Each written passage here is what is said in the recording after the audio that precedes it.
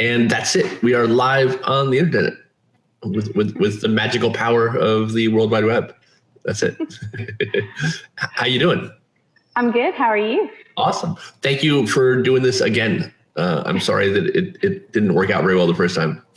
Well, thank you for having me again. No problem. Hopefully this time will work out better. Do you prefer to go by Carrie or CJ?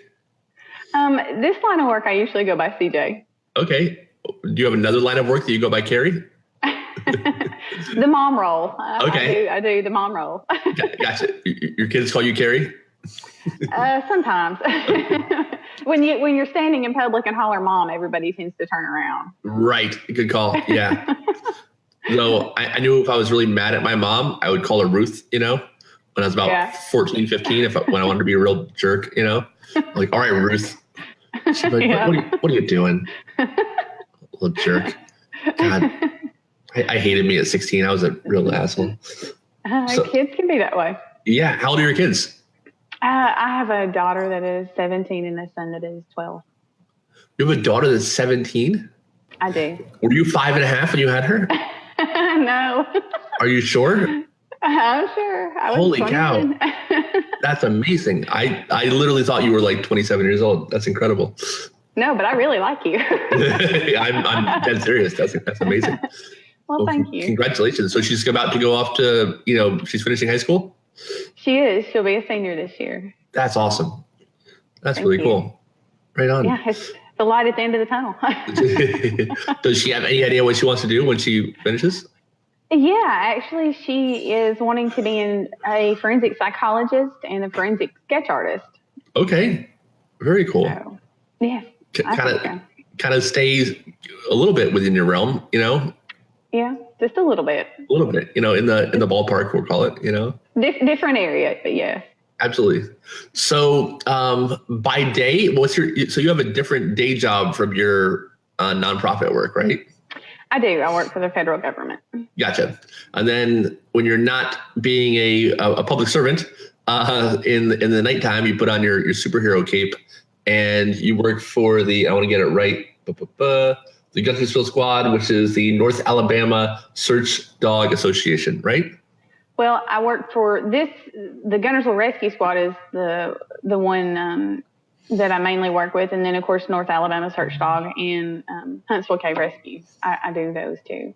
Gotcha. So those are two separate organizations? They're three separate organizations, actually. Oh, okay. Gotcha. Absolutely. Yeah. So what do they do and what do you do with them? Well, with the Rescue Squad, which is the one where we primarily work here with water, is we are a nonprofit organization and we patrol Guntersville Lake, which is one of the largest man-made lakes. And we support the Marine Police and the other local entities. We also handle drownings, rescues, recoveries, those type things. And of course, just anything else that the city needs assistance with, we try to back them up whenever we can. Gotcha. And when you say patrol, what do you mean? We'll just have a presence on the lake. A lot of times we'll be out there and, if you have a boater in trouble or a boater that needs assistance, we'll be out there to help with that, those type things.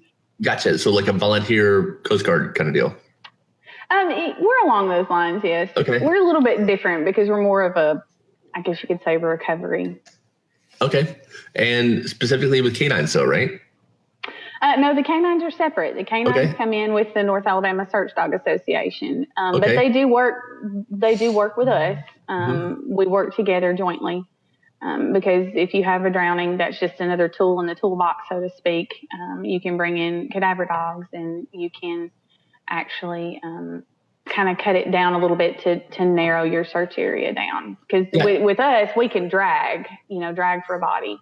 Or use sonar, but with the dogs, it's just another tool. So, you have another entity that you can partner with to help the families. Yeah. I mean, I know that we've used, search dogs and, I've heard of this before, but I had no idea that people did search dogs for the water, underwater. Mm-hmm. Cadaver dogs can search for bodies that are in water, yes. So how does that work? Your body has a scent. Your body has, when you start breaking down, of course, you have oils and gases and things that will come off of the body, and that does come through the water. So the dogs, of course, with their sense of smell, can smell that. So are they on a boat essentially? Yes. Okay. Actually, what we do is you'll have a dog and a handler, and we'll have one of our boats and one of our drivers, and we'll go out and take a certain area, section it off, and you'll take the dog through the area on the boat. And then the dog will let you know somehow, I'm guessing? Yes, the dog has an alert. Okay, like he barks, I'm guessing? Some dogs bark. Some dogs, they do what we call a down, and that's just where they down on the boat. They'll lay down and don't move. So. Gotcha. And then do they go into the water, or do they just kind of let you know the general area? No, they can give us a general area, and what that does for us is that helps us to where we can either send divers down or we can drag the area depending upon how deep it is. Gotcha. And that's really cool. So how I guess I want to say how accurate. I mean, how close can a dog get through the water? I mean, that's a lot. Pretty close. I mean, they can get pretty close. Yes. Mm-hmm. Holy cow. Yeah. And because how deep is the areas you're patrolling? It just depends. I mean, we have some very shallow areas. Okay. And then we do have some deeper areas where you have your channel. Most of the areas around here, 10 to 12 feet. And then you have some that can be quite a bit deeper, 65, 70 feet or deeper. And that's closer out towards the main channel in the dam area. Gotcha. So I know you do a lot of body recovery, right? A lot of corpse recovery. We do, unfortunately. With the rescue squad, we are the more of a recovery unit. We do, of course, rescues, but a lot of the times we're the agency that gets called in to, especially on the water, to help recover the bodies. Gotcha. And how? And it's a nonprofit, like you said, right? We are a nonprofit, yes. Why isn't there an? I always feel like there should be a government, like a firefighter or. We do, but it's just that area is so big, and just the history of the town. We have been around for 65 years or more. Sure. And so we've always been one of the entities to handle the water. And I don't get me wrong, the fire department backs us up, and if we need anything, they're there. But as far as just the boats and the resources, we have that. Where it doesn't tax their system if we go out. And since we've been doing it for so long, it just kind of how it falls. Gotcha. So what's your background? My background, I am presently, of course, with the rescue squad. I am a board member. I'm also one of the divers. And I've been doing this since 2011. I got started. I joined the rescue squad in, I think it was 2012.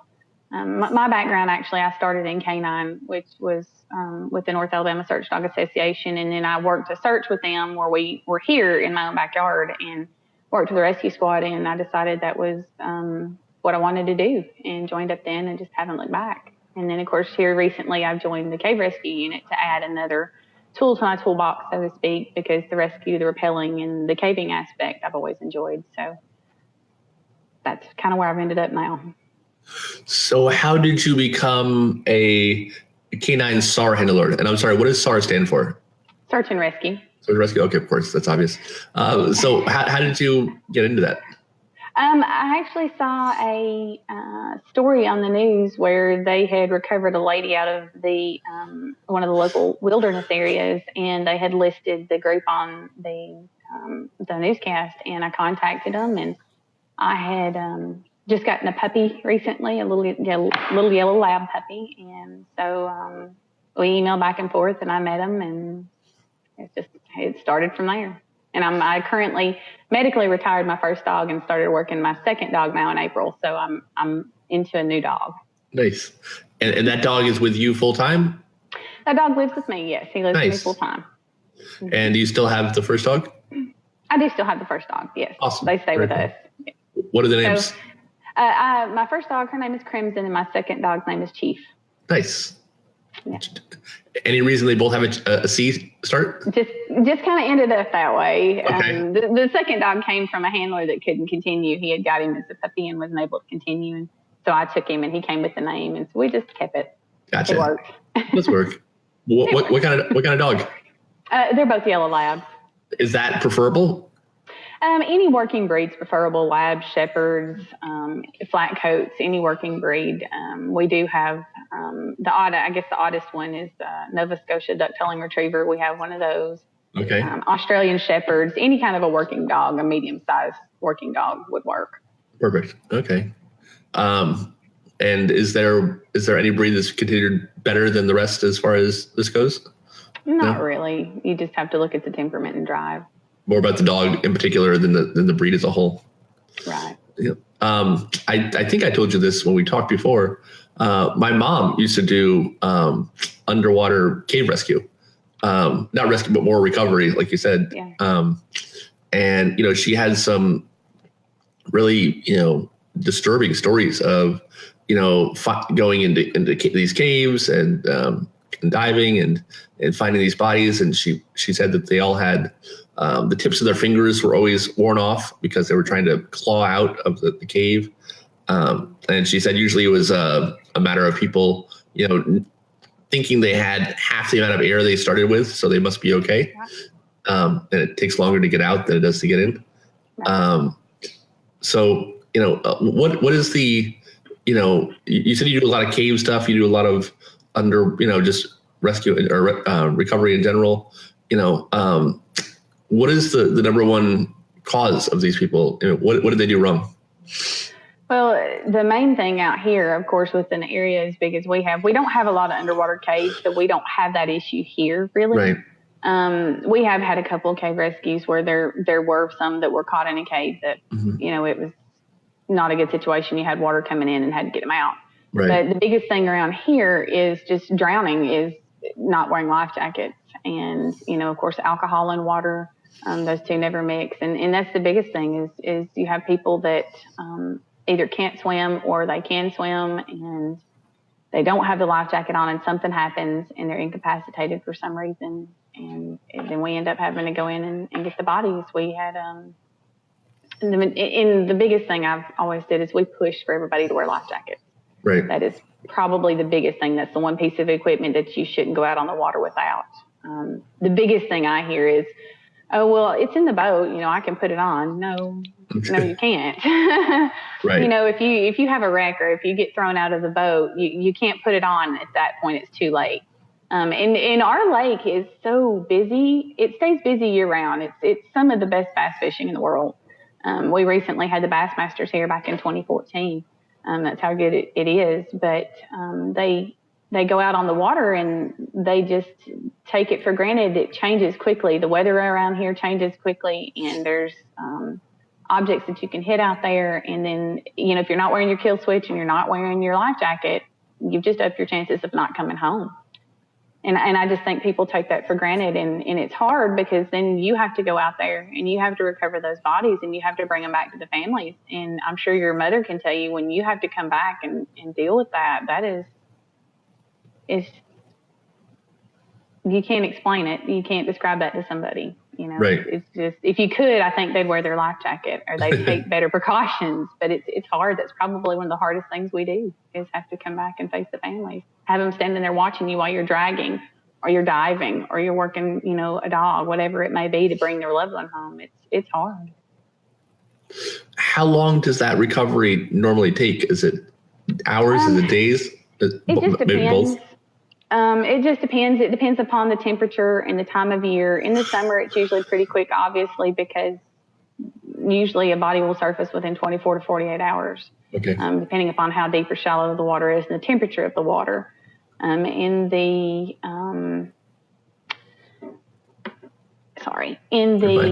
winter months and in the fall months when it's cooler, it takes longer because, the body doesn't break down as quickly. And the water being as cold as it is, we can't always send divers in, or if you can, it's for shorter periods of time.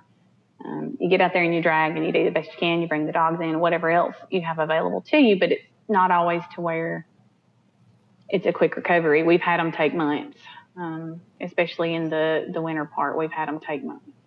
Wow. Yeah. What is that like, continually looking for someone for months?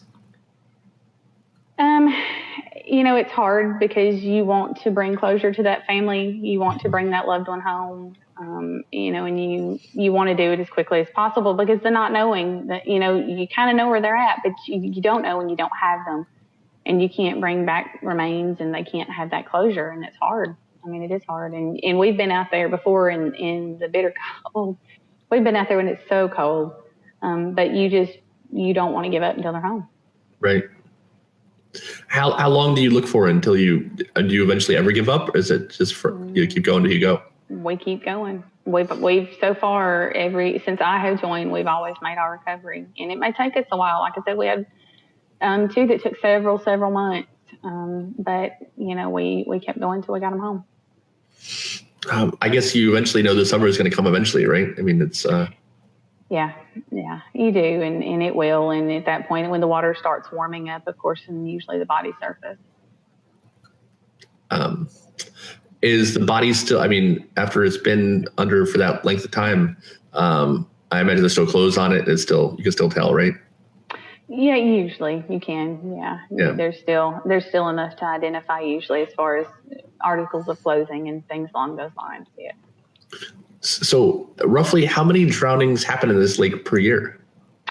We're very fortunate. In the past couple of years, we haven't had very many at all. We did have one here recently, but that's the first one we've had in this area, you know, in the last couple of years. So we've been very lucky. We did have one person that deceased several years ago, which we were able to pull him up. We actually went out and dragged. They knew about where he was at, and we had him up in about 3 hours. Okay. That was pretty quick. So how many recoveries have you guys done total? Do you know? Oh no, we've done quite a few. Gotcha. Okay.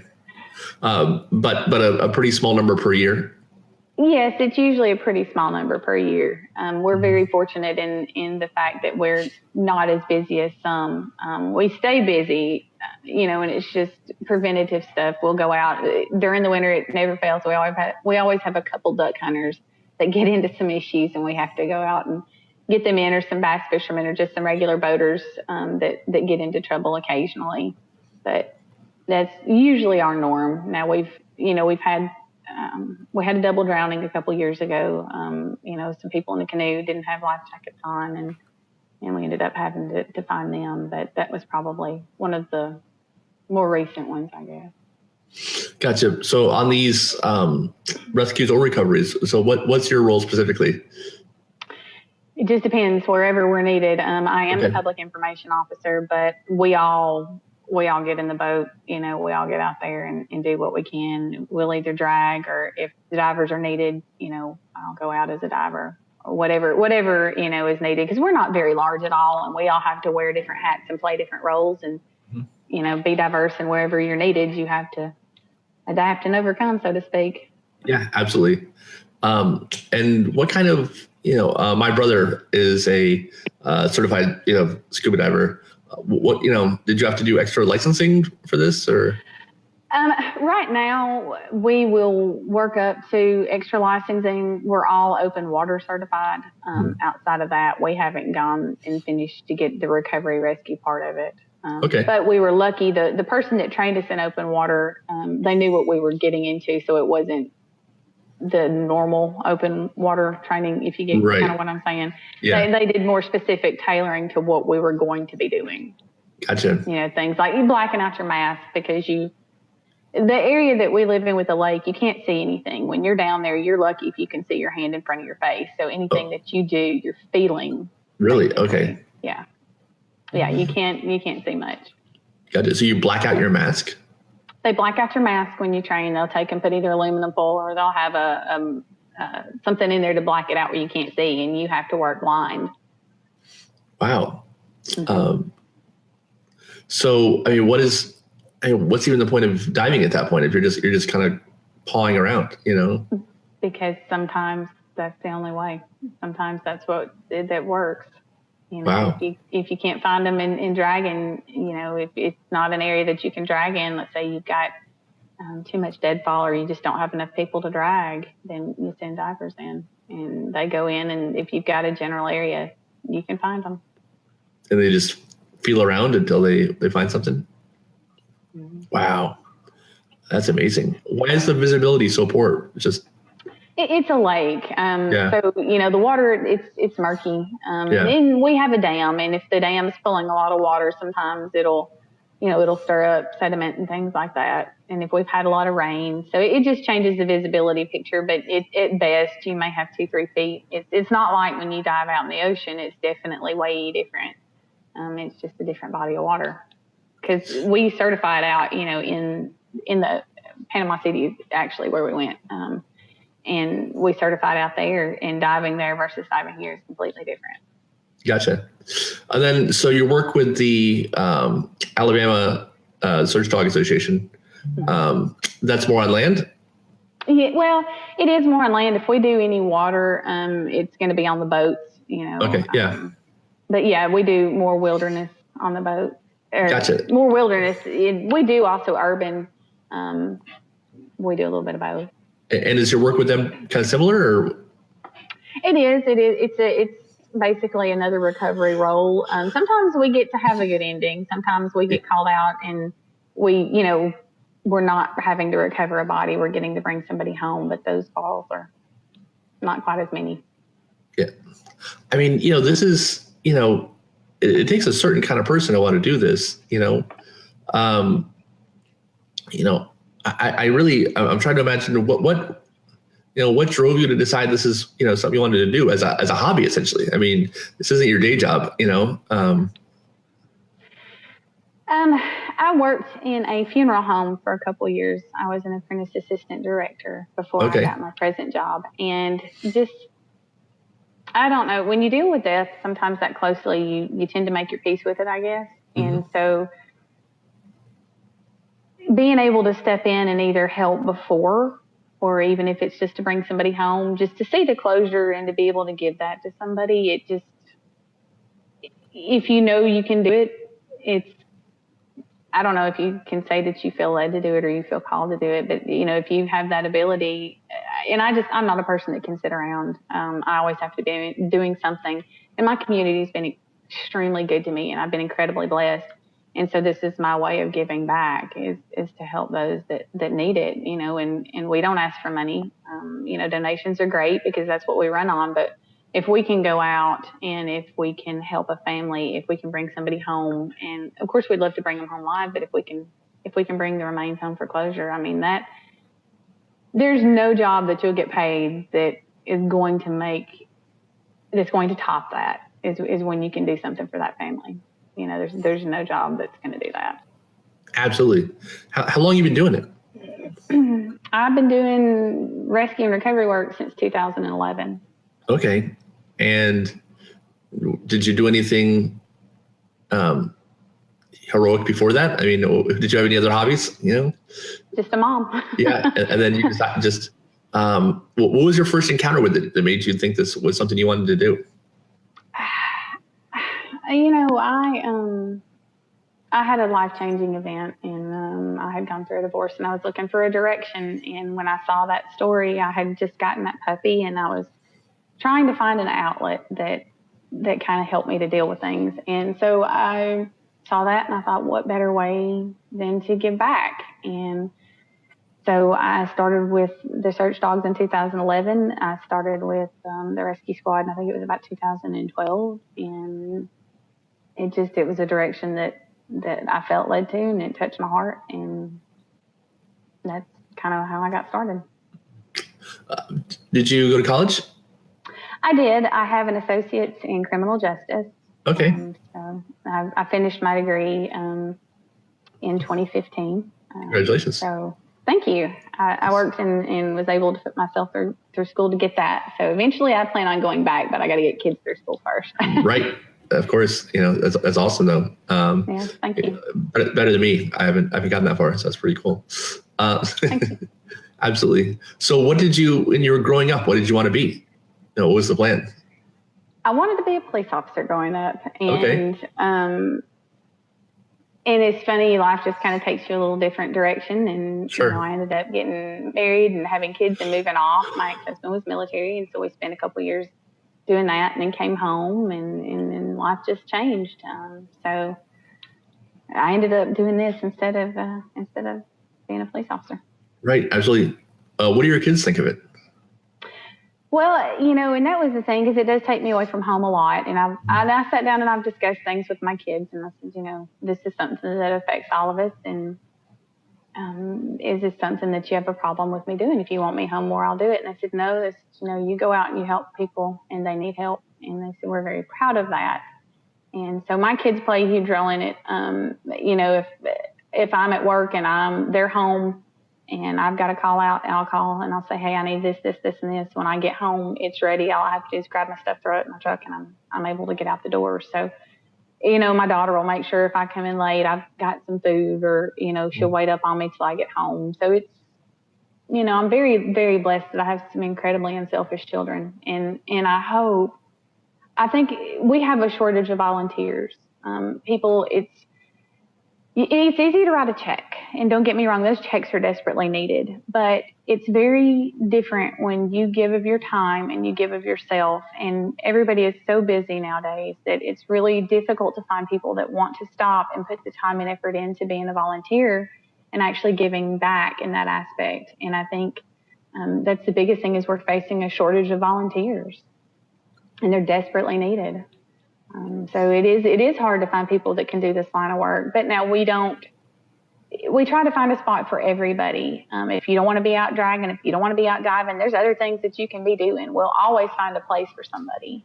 It's if you want to give back, hey, we'll work with you and we'll make something work. But I guess if you want to see a change in your community, then you have to be the change.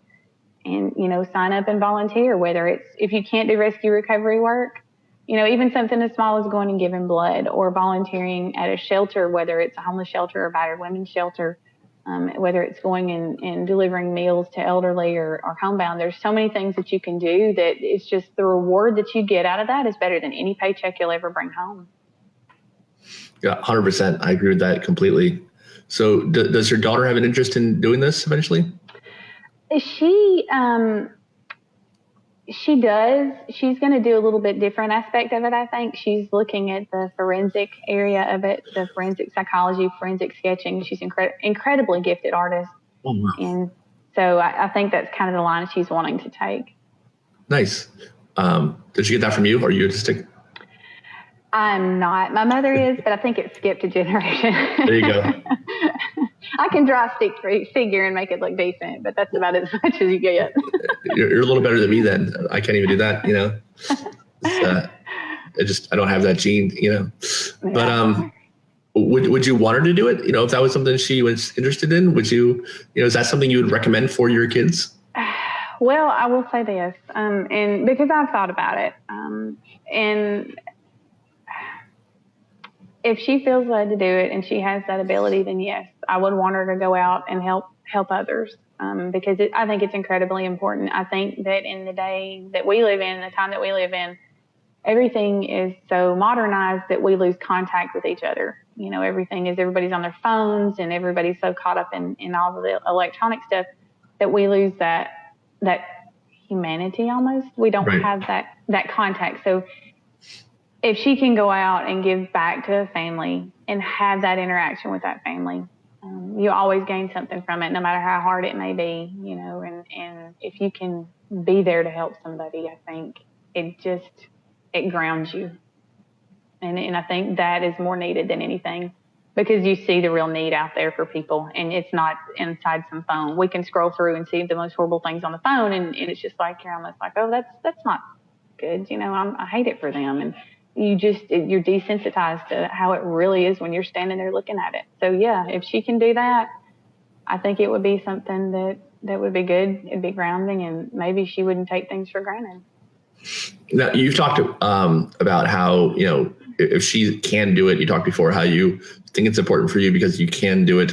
Is it a skill set or a mindset that you think makes it so you're able to do it? What are you referring to? I think people handle things differently, and sure.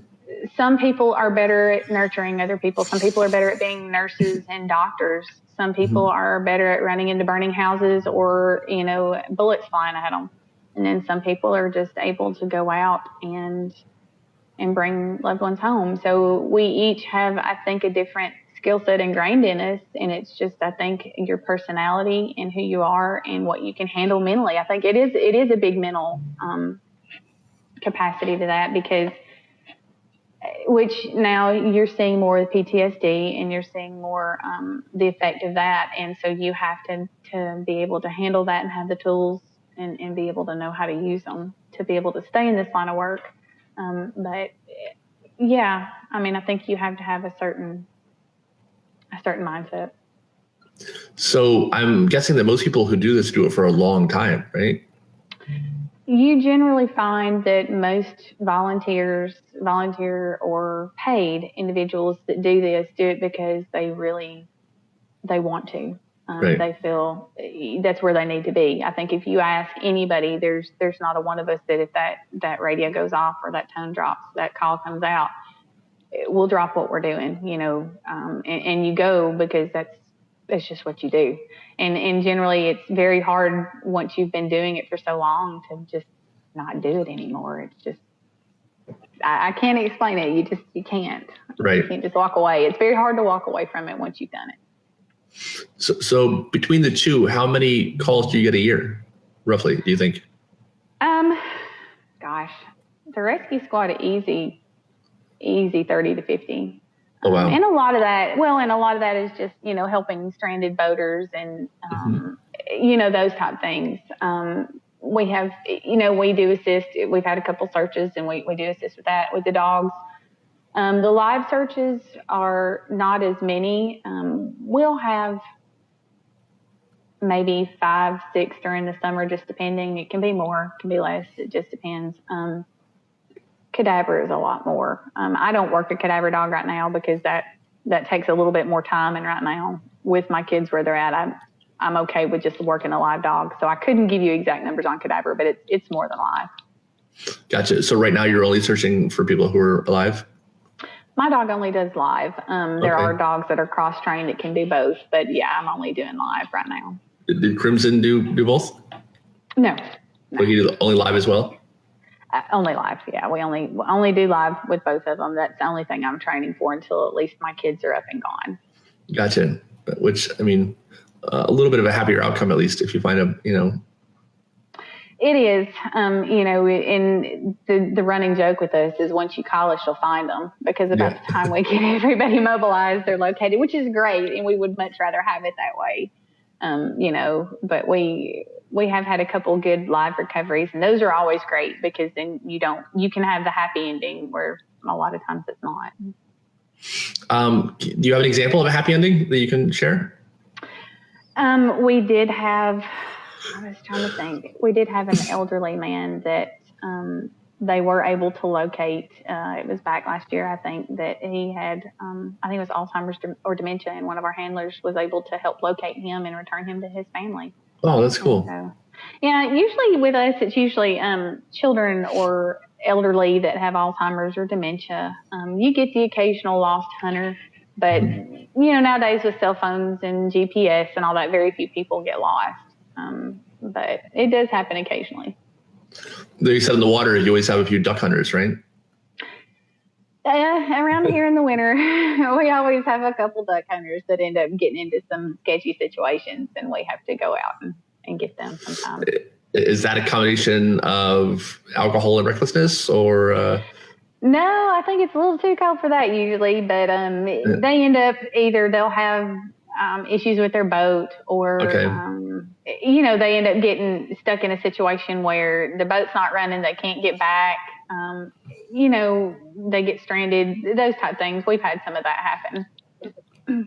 I was talking to Mario Vittoni, and he's I don't know if you're familiar with him, but he was formerly a Coast Guard rescue swimmer.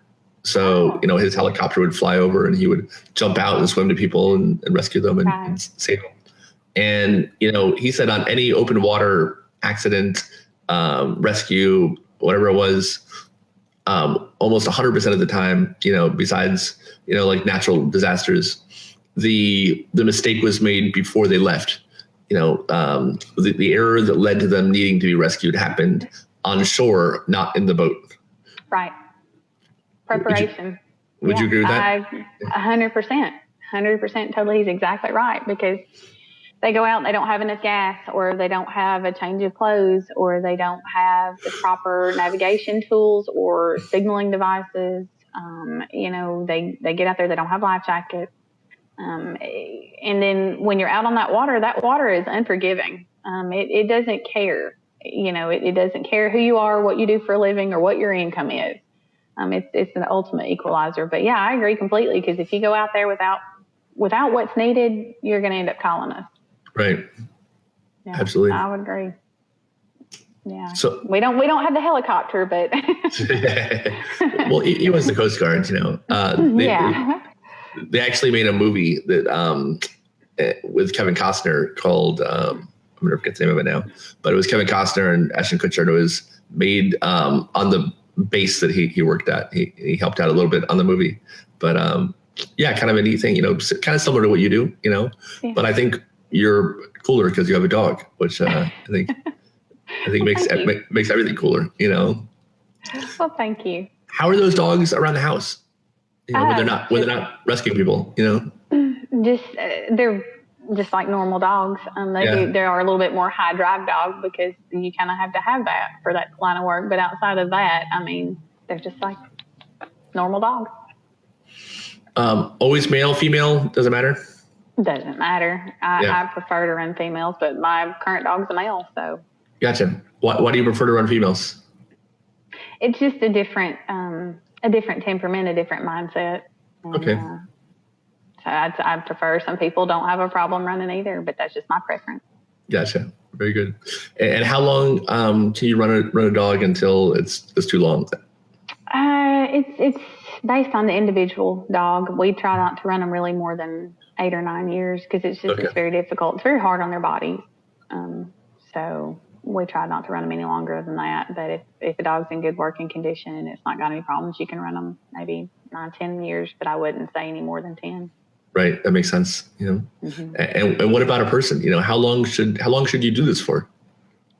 Well, and that's, again, it's kind of like the dog. It's each individual person, and you have to be honest. And I think that's the hardest part with doing this line of work, because it's really hard sometimes that we don't want to admit that we have limitations. And as we get older and our bodies change and we go through that, it's very hard to admit that maybe we can't do what we were able to before. So you have to be honest in that. You have to stay in good physical shape. You need to get your annual exams and, just listen to your body. And then when it's time to hang it up, there's always another role you can play. But you don't ever want to cause more harm, and you don't want to be out there and be the one that needs to be rescued. And I think that's where you have to be very honest and open with yourself and admit when it's time you may need to step back and take a different role, so that you don't make the situation worse.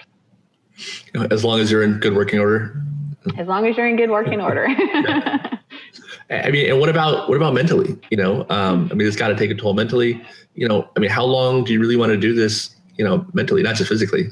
And then, again, that's individual. I think it's very important. I think the good thing that I'm seeing now in the trend in the community is it's not, whereas before you were just supposed to be tough and you weren't supposed to show that. And, but that's changing, and they're realizing and recognizing that it's taking a toll on people, because you're seeing things that people aren't even meant to see in a lifetime, much less over and over on a daily basis, a lot of times, for especially the paid,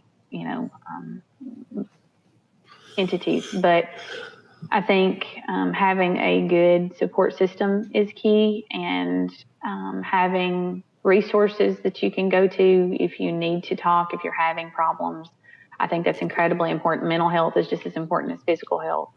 I really think, not just with the rescuer, but also with the families, because a lot of times the families don't know how to handle what's going on with that person. And I think sometimes the biggest thing that's left out is helping the families to deal with that. So I think that's incredibly important. That's probably just as important, if not more so, than the physical part of it. Do you guys have a counselor or a psychologist kind of on staff, or? We don't. We are very good to debrief and talk with each other, but we do have available if we would like to have them or need them. Of course, that is there and it is available to us. Mm-hmm. But we're really good to, if somebody needs to talk, hey, I'm here, pick up the phone, let me know. We'll sit down and talk. But I think debriefing and just talking about things a lot of times, just not bottling them, sitting on them, is key. How many people are in your squad? We have on the books about 30, but the ones of us that really actually run the calls a lot of the times, there's just a small number of us, maybe 5 or 6 that actually run, because not everybody, like I said, we've all got different roles, and not everybody's in that role of answering the calls. So there's about 6 of us that generally run just the everyday things. Now, if we have something big, then you have more people that come out, obviously, but just the day-to-day stuff, there's about 6 or 7 of us. And what's the longest someone's done this? Who's the most veteran person at your squad? Oh, gosh. We do have one gentleman, and he was actually a founding member. And so he's been doing it the majority of his life, and he's in his 80s and still with us. So, yeah. So, yeah, he sits on the board with us, and he's still really involved. And I think it's great. I mean, because there's a lot of wisdom and knowledge that we can get from him. And the others, there's several that are still here that are still with us. And I think that's great, because that helps to guide the ones of us that are coming up and to continue on what we're doing. So I think it's needed. I think that knowledge and that experience is needed. Yeah, that's really cool, and I think the work with the dogs is especially kind of needs an interesting twist on it. I had no idea, as much as I deal with water safety, I didn't know you could use a dog for water rescue,